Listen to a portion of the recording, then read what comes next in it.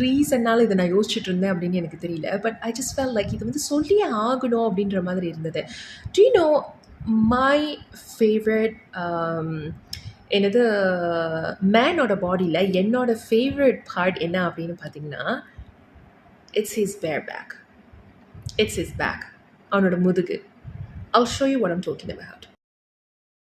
And in case you're wondering why that is, I'll tell you why.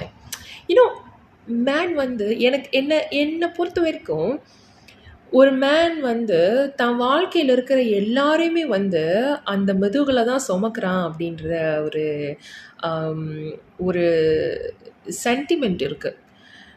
அது எனக்கு personally ஏன்னா வந்து I think that is the most essential body part of his that we women, at least I come in contact with. இப்போ when he's doing something, you hug him from the back, or ஆம்பளைங்க usually வந்து அவங்க ஸ்டமக்ல தான் படுப்பாங்க. they sleep on their stomach, so குப்புற தான் படுப்பாங்க. So அவங்க குப்புற படுக்கும்போது how do you hug him? You get on top of him and you sleep on top of him. அதே முதுகுல தான்.